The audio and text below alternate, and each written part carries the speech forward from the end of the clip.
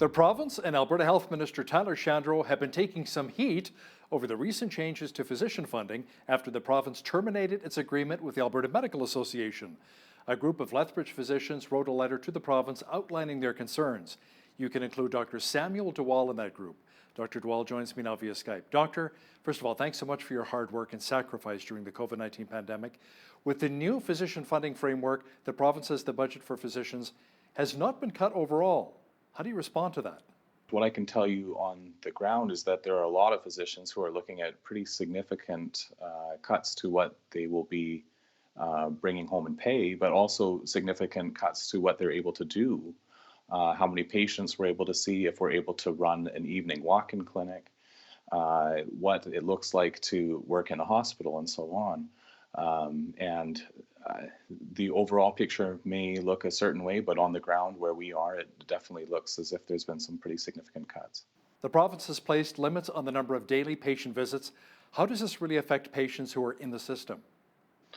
It's an excellent question. I think the answer to that is going to determine or be determined by who you are. So, for example, in some places in Edmonton, for one, there's a pediatric clinic who sees a lot of patients per day, and they will do that some days way more than others, depending on the patient need, and that keeps a lot of people out of hospital.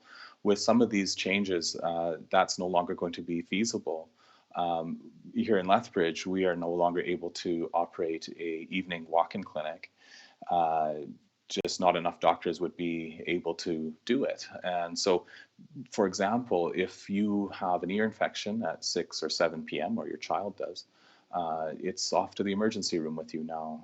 And the cost of the system is actually very significant for that. It's much more expensive to be seen in the emergency room than it is to be seen in a community clinic like this one. I understand that the acute trauma on-call service has been cut back. Can you explain why it's needed?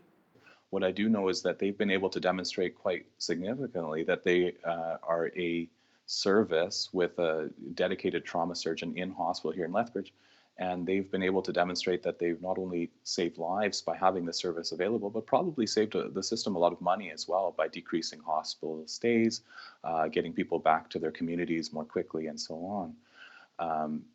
To remove a service like that is short-sighted, and I say that mainly as a patient myself and a parent. I want that service there, and if it does in fact save money and makes sense because it saves lives, I don't think it deserves to be cut.